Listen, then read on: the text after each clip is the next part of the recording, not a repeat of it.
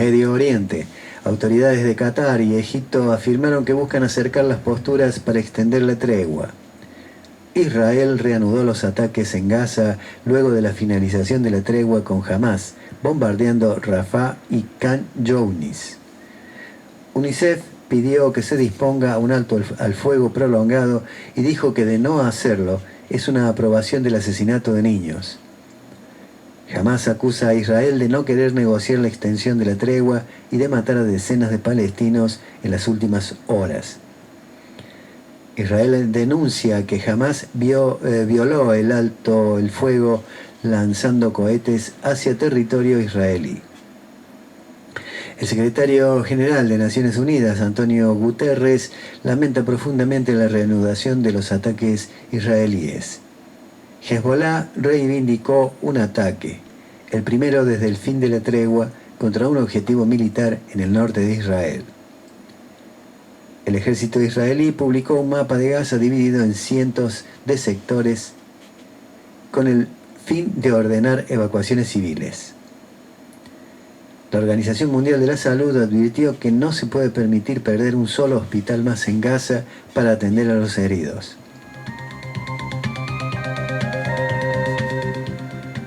Madagascar. El Alto Tribunal Constitucional validó la victoria del presidente Andry Rajoelina en las elecciones de noviembre. OSCE.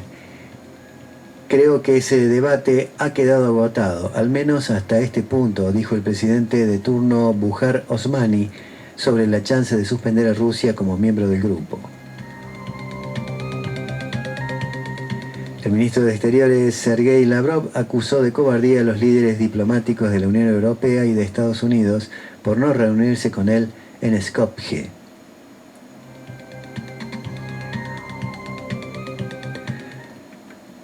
Organización Mundial de la Salud cree que aún es posible acabar con el SIDA como emergencia de salud pública en 2030. Panamá. La empresa First Quantum Minerals suspendió su perspectiva de producción para el año en curso para la mina de cobre. Rusia. La Unión Europea condenó enérgicamente la decisión de la justicia rusa de ilegalizar el movimiento LGBT+ y considerarlo extremista.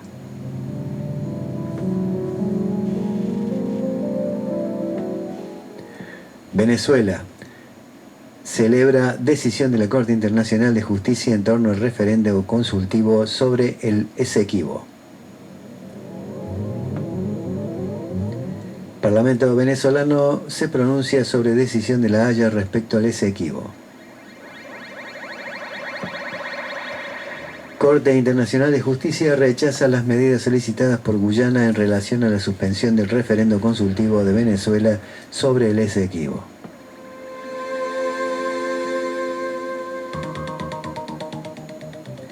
Argentina impugna visita de funcionario británico a las Islas Malvinas. Cuba critica incumplimiento de países ricos con agenda climática. Israel reanuda bombardeos contra Gaza y asesina más de 100 civiles palestinos. Ministro de Defensa de Rusia dice: Ucrania perdió decenas de miles de hombres y unidades de armamento durante los pasados 6 meses de contraofensiva. Juez de Perú ordena que el expresidente Alberto Fujimori continúe en prisión. En el 5º aniversario del mandato, López Obrador anuncia un aumento del 20% en el salario mínimo.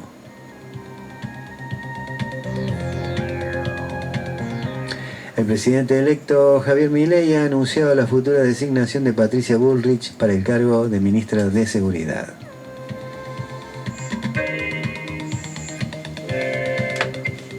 Y así damos por finalizada la lectura de los principales titulares internacionales. Para aquel que quiera recabar mayor información, lo puede hacer sintonizando las señales de Telesur, Televisión Rusa, RT, o France 24 a través del sistema de la televisión digital abierta, cuya antena emisora se encuentra en la zona del Puente Negro en nuestra ciudad. Y para los que posean Riotel TV, en los canales 400 y 401 podrán sintonizar Telesur y France 24.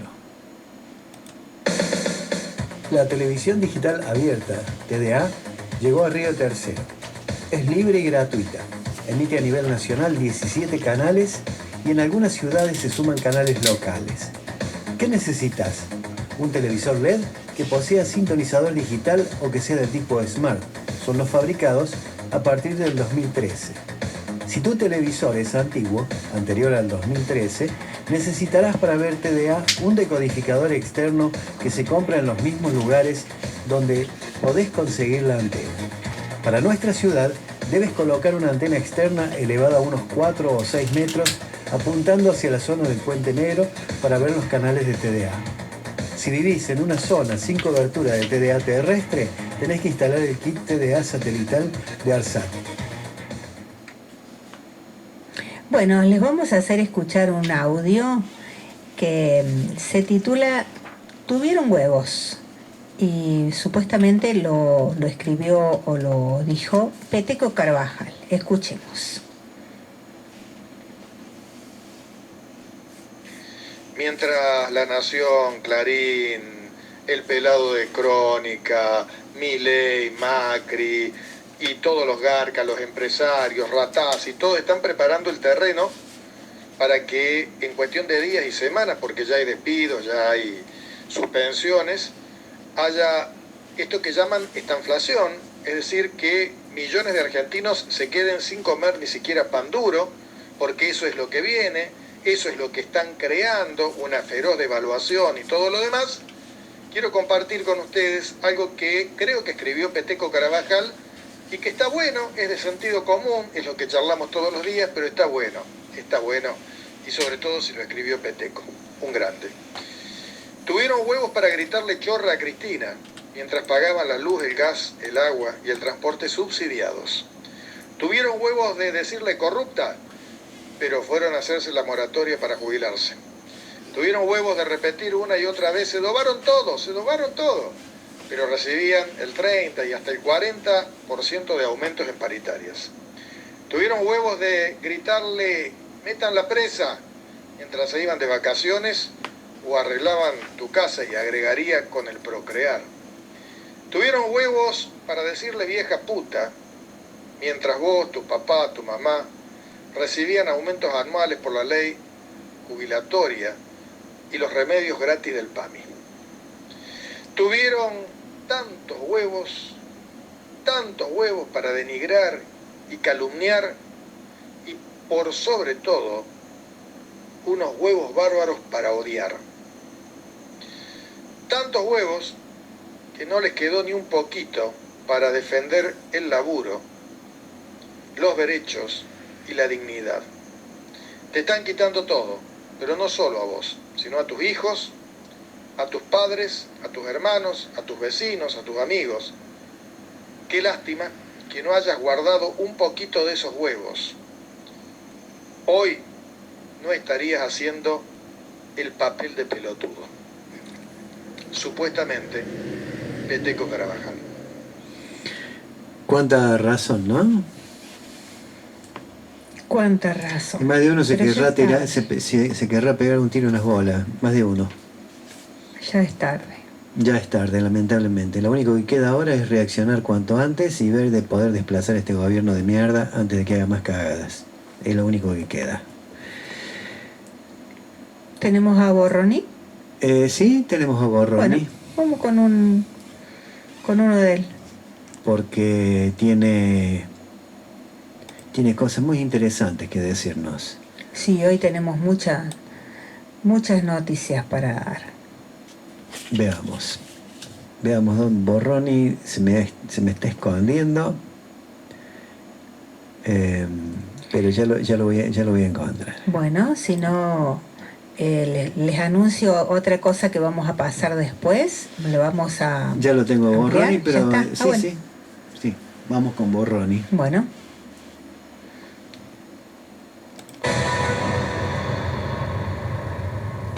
Muy buenas noches, bienvenidos y bienvenidas a Sin Lugar para los Débiles. Quería proponerles reflexionar acerca de este interrogante, que ahí lo ven. Preguntarnos si estamos viviendo una estafa democrática. No es exagerada la pregunta, ¿eh? La quiero plantear en torno a lo que hoy está sucediendo en esta interna, frente a la vista de todos, de La Libertad Avanza y el PRO, o Juntos por el Cambio, como ustedes quieran llamarlo. Me lo pregunto por lo siguiente. Hay reuniones de un lado y del otro y está la discusión política de quién termina armando el gabinete. Pero el gabinete en su totalidad, sí, puede ser una discusión. Pero ustedes saben, tanto como yo, que hay puntos medulares en todo gobierno, ¿no? Uno de ellos, por supuesto, es el Ministerio de Economía. Podemos encontrar que un punto medular también es el Ministerio de Infraestructura. ¿Por qué? Porque maneja muchísimos recursos para la obra pública. Pero en este caso, en el caso del gobierno de Milei, que ya anunció que no va a haber obra pública, ese ministerio empieza a perder cierto peso. Pero hay algo que hace a la estructura de poder dentro de un gobierno. Que hay varios elementos, pero quiero mostrarle algunos que seguramente conocen, pero que tiene que ver con esta discusión. Un instrumento de poder es, sin duda, el Ministerio de Economía. Otro instrumento de poder en el mundo de lo legislativo es la presidencia de la Cámara de Diputados. ¿Por qué? No solo porque entra en la línea sucesoria ante cualquier situación que le impida al presidente de la Nación o la presidenta seguir gobernando, sino que además es aquel que te puede garantizar el armado político, la rosca política, como muchos le dicen, las reuniones entre los distintos sectores para conseguir los votos para una ley determinada. El rol que tiene quien preside la Cámara de Diputados es un rol político fundamental en la Argentina. Y hoy se está discutiendo si ese espacio, si esa banca, la va a ocupar sobre todo Cristian Ritondo. Se habló de Randazzo, se habló de Pichetto, algunos ya lo descartan, pero Cristian Ritondo. Entonces la pregunta es, si se confirma que Cristian Ritondo va a conducir la Cámara de Diputados y que Caputo es ya definido el ministro de Economía, me pregunto entonces, ¿quién tiene los engranajes más sólidos del gobierno de La Libertad Avanza? Y la respuesta es Mauricio Macri. Con una ventaja más. Milei no tiene la experiencia, ni Milei ni Villarroel, ni sus diputados y diputadas, no tienen la experiencia de la construcción de poder que le permite darle impulso a una ley o consolidar un poder político para gobernar. Macri sí la tiene, el PRO sí la tiene, y Cristian Ritondo, por sobre todo, sabe mucho de cómo construir acuerdos, de cómo negociar, de cómo apretar, entre comillas, y va a hacer ese juego, en el caso que se confirme. Ahora, fíjense cómo se puede manipular la democracia, que hoy en día dos de los resortes más importantes que tiene todo gobierno, en términos de su estructura de poder, los va a manejar Mauricio Macri, si se confirma lo de Ritondo. Y la pregunta que va de suyo es, ¿quién votó a Mauricio Macri para que tome decisiones? Mauricio Macri, Patricia Bullrich, Larreta, que quedó afuera en la primera carrera, salieron terceros en la Argentina. El último recuerdo electoral que tenemos de Juntos por el Cambio, de lo que queda de él, es que salieron terceros. Y si voy a un recuerdo anterior, en otras presidenciales, recuerdo que perdieron por 8 puntos con el Frente de Todos. Ahora, los movimientos de una lógica política que solo piensa el poder hacia adentro y no de cara a la ciudadanía, están reconfigurando un gobierno que se conforma como una estafa democrática. Porque yo estoy convencido que más allá de que el voto de Milei tiene varias expresiones, varios motivos y varias causas, está claro que mayoritariamente ese 30% de Milei, estoy seguro que no quería que Mauricio Macri tenga tanto poder dentro del gobierno de libertario. Si no hubiesen votado a Bullrich, y no lo hicieron. Y no lo hicieron. Ahora, entonces la lógica democrática es la que hoy nos está poniendo a un jugador que debiera estar por fuera de la escena política en la centralidad política, tomando decisiones, apretando a un sector de los libertarios y tensionándose a ver quiénes tienen ese engranaje de poder fundamental. No hubo un frente electoral entre Juntos por el Cambio y los libertarios, no lo hubo. no existió. No se constituyó un frente de gobierno como fue el Frente de Todos, que buscó distintas expresiones del peronismo, se consolidaron en un frente de unidad, fueron a las elecciones en el 2019 y ganaron. Y ahora fueron como Unión por la Patria y perdieron. Aquí fueron los libertarios por un lado, Juntos por el Cambio por un lado, criticándose unos a otros, despreciándose unos a otros. Y en el balotaje no hubo una lista que hable o que tenga una sigla de otro frente de gobierno. Era Avanza Libertad. No estaba en el combo Juntos por el Cambio. Entonces parece que el voto popular, ¿vieron los que dicen que la democracia es esta posibilidad de votar y que si votamos todos nos sentimos que cuidamos la democracia? Y uno siempre dice, el hecho electoral no sintetiza la democracia. Y aquí está muy en claro cómo los factores de poder que representa Mauricio Macri, lamentablemente, pero lo sigue representando, meten cuña en el voto popular. Entonces, claramente, Caputo, siendo ministro de Economía, vuelve a imponer recetas que fracasaron para el pueblo, pero que fueron un éxito para ellos. Empecemos a dar esa disputa también del lenguaje. Cuando muchos a lo mejor repiten, el gobierno de Mauricio Macri fracasó. No, de ninguna manera. El gobierno de Mauricio Macri, para los intereses que ellos vinieron a sintetizar y para los intereses que ellos vinieron a defender, les fue bárbaro. Endeudaron a la Argentina, enriquecieron a lo mismo de siempre, se fugaron 45.000 millones de dólares por lo menos. No fue un fracaso el gobierno para Juntos para el Cambio, fue para el pueblo argentino, sobre todo para quienes los votaron. Y esta parece ser la misma lógica, pero es algo de manual. Vos votás negro porque le está diciendo que no al blanco y al gris, y se te mete el blanco, se te mete el gris, y te empieza a combinar los colores. Pero todo sigue. ¿Por qué? Porque parece que en este país basta con que vos odies a otro sector de la política para constituirte como un frente de gobierno. Todos odian al peronismo, todos odian al kirchnerismo, por lo tanto, alcanza.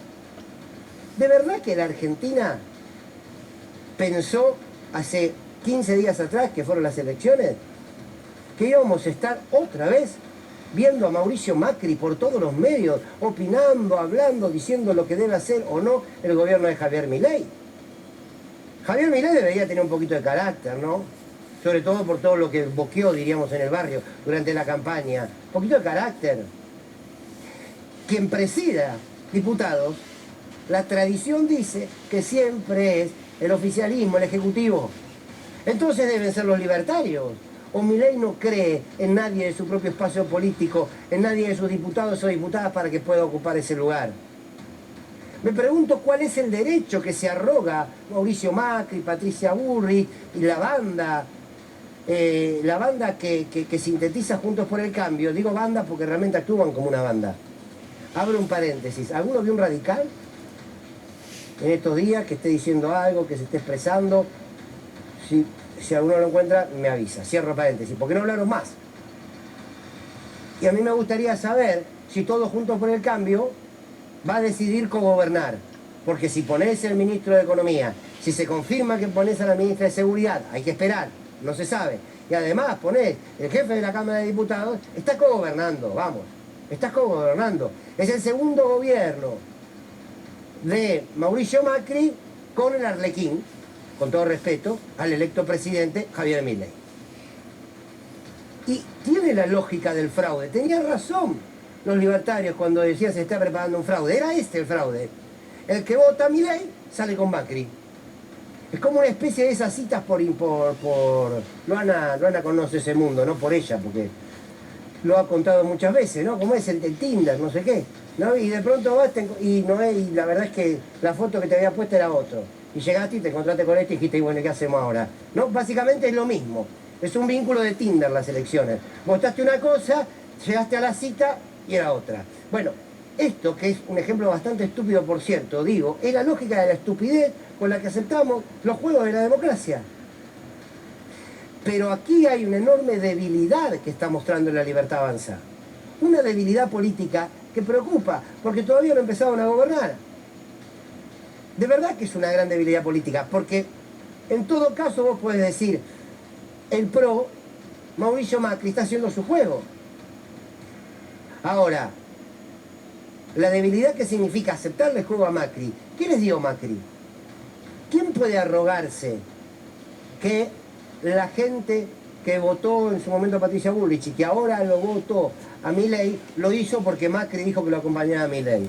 Yo no sé si fue así, o fue simplemente el odio o el rechazo al peronismo, a Unión por la Patria o a lo que sintetiza Sergio Massa.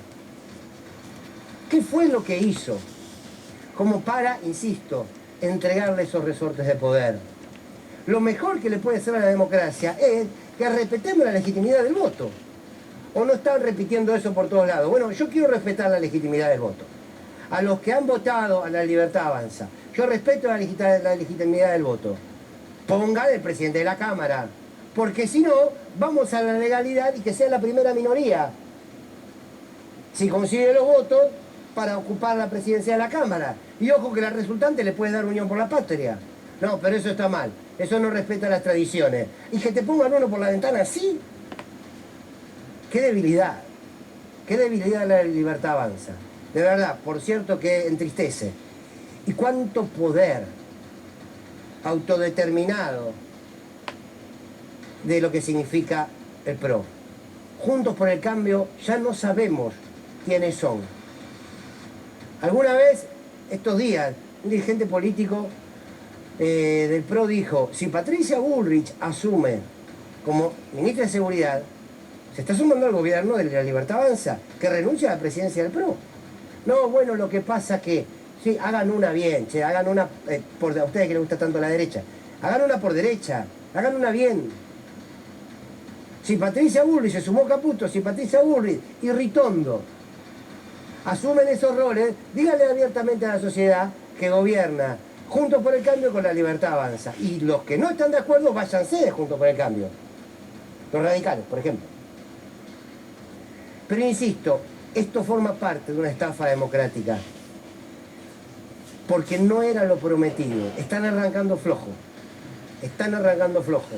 Están arrancando con una enorme debilidad política simplemente para elegir su gente de confianza en los estamentos y en las estructuras del poder, salvo que la esencia de todo esto sea que al fin y al cabo ni ustedes creen en ustedes mismos, pero ni Milei cree en su propia gente, ni su gente cree en el PRO y en Juntos por el Cambio, ni los de Juntos por el Cambio creen de todo en Macri. Toda esta bolsa, que no les voy a decir bolsa de gatos por respeto a los gatos, todo esto es lo que va a gobernar la Argentina. Bienvenidos y bienvenidas, esto es Sin Lugar para los Débiles. ¿Qué me cuentan?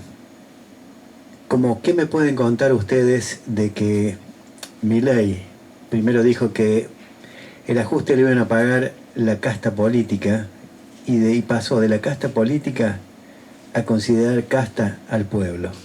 Escúchenlo. Yo le digo, Sí. Muy buenas noches, bienvenidos, bienvenidas a Sin Lugar para los Débiles. Bueno, la palabra es incertidumbre.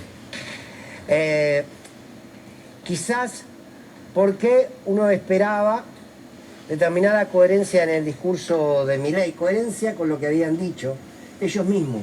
Y todo va cambiando. Cada 24 horas tenemos nuevos funcionarios y tenemos nuevos mensajes. Pero hay algo que me parece fundamental, que a partir de este armado de gabinete y a partir de lo que ya están prometiendo y lo que Mondino, la que va a ser canciller, dijo frente a los empresarios de la UIA, empieza a advertirnos con claridad de que la casta a la que ellos decían que iban a terminar, esa casta somos nosotros. Es un descubrimiento que podemos ya confirmar el día de hoy. La casta que Milei dijo que venía a terminar no era ni la política ni ninguna otra cosa. La casta era la sociedad argentina, el pueblo argentino. Vamos a tratar de desmenuzar esa idea. Y quiero tomar algo que dijo Ale Berkovich hoy en su programa de radio y que lo repetía hoy Andrés Lerner en el programa del Gato Silvestre. Esta síntesis de decir el ajuste es el otro, ¿no? Me pareció muy interesante, porque es cierto, parece que como hasta ahora son todas palabras, parece que todo corre, todo va. Ahora, tarde o temprano eso nos va a tocar, inevitablemente. Bueno, les propongo que hoy reflexionemos sobre esto. Les doy la bienvenida entonces, esto es Sin Lugar para los Débiles.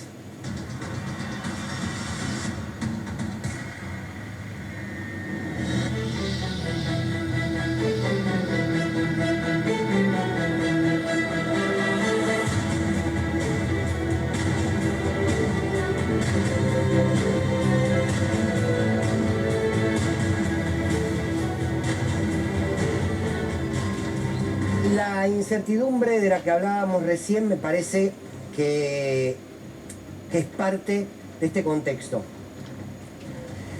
Hay incertidumbre en relación a qué medidas económicas se van a tomar y cuál va a ser la metodología. En cuanto a las medidas económicas, todas las que han anunciado, todas nos están empujando a la lógica de que se va a sufrir. Pero hay algo peor en el discurso, de que el ajuste es inevitable y que el ajuste va a haber que bancarlo para llegar, insisto, a un punto, a un horizonte que no sabemos bien cuál es. Ahora, parece que quieren instalar la idea de que el sacrificio siempre es bueno. Y yo quiero ponerlo en discusión. Primero porque no creo que en la vida haya que pasar por el sufrimiento, haya que pasar por un sacrificio que nos lleve a límites impensados con tal de llegar a un horizonte. No, una cosa es el esfuerzo y otra cosa es el sufrimiento. Acá hay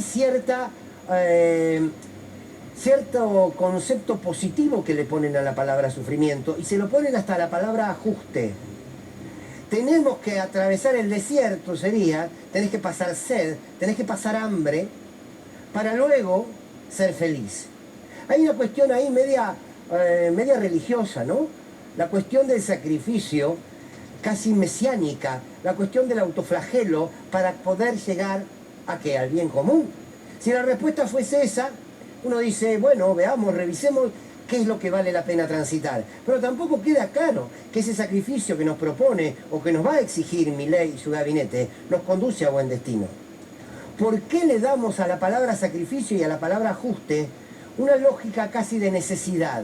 Bueno, necesitamos atravesar el camino de espinas, necesitamos, ya que seguimos con los ejemplos religiosos, cargar la cruz para luego, qué sé yo, crucificarnos y que alguien nos resucite. Parece que esta lógica es la que se quiere instalar. Y la verdad es que uno se pregunta, ¿y por qué ese sacrificio siempre lo hacemos los mismos?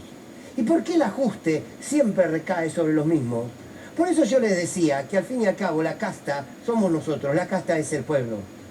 Porque están anunciando que quizás no se paguen aguinaldos, están anunciando que se van a subir las tarifas, están anunciando que se va a devaluar el dólar, están anunciando que va a haber una escalada de precios, están anunciando recortes en el trabajo, ya hay despidos. Ahora, todos esos anuncios, la verdad es que se contradicen con aquel mensaje que el recorte era a la casta política. Y me gustaría charlar con los votantes de Milei, no con aquellos que votan por odio, no por aquellos que representan el fascismo, sino con aquellos que con legitimidad, confundidos o no, podríamos decirlo cada uno, estando de acuerdo o no, querían un cambio y querían que el ajuste lo haga la política. Bueno, no lo va a hacer la política el ajuste. Primero, porque no es tanto el gasto político como ellos dicen, que al ajustarlo te da vuelta a la patria y entramos todos a vivir con el abuelito de Heidi felices por la pradera. La verdad es que no. Ahora, ¿dónde apareció la medida de Milei o alguno de sus funcionarios que dice, bueno, decidimos que vamos a cobrarle a aquellas empresas que más han ganado estos tiempos, les vamos a cobrar un impuesto que va a permitir... No. Es más, anunciaron que van a sacar todas las retenciones. Perfecto. Anunciaron que van a reducir el Estado. Bien, entonces, ¿dónde está el recorte en la casta? Ni en la casta política ni en la casta empresarial, que también existe, ¿eh? Entonces, sin embargo, ante ese discurso, parece que hay algo inevitable donde los argentinos intentarán, algunos de ellos, caminar con la lógica, me tengo que bancar este sacrificio, me tengo que bancar este sacrificio. Y la verdad es que no.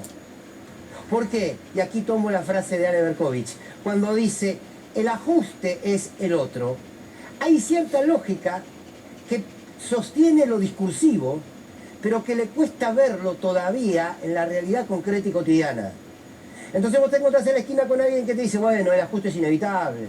Y te agregan todo el discurso, y bueno, con lo que se robaron, y bueno, el ajuste es inevitable. Mirá, con lo que se endeudaron, no reparan bien en quién se endeudó, pero lo repiten.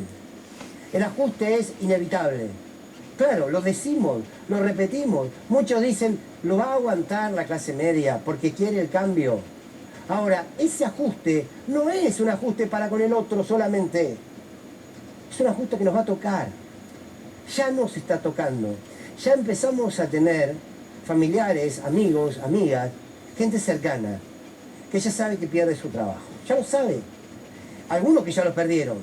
Y después te aparece el chanta de Ragazzi y te dice, un despido, ¿qué es? Un despido. Desde esa mirada de clase que no se embarraron en su vida para poder entender el dolor ajeno.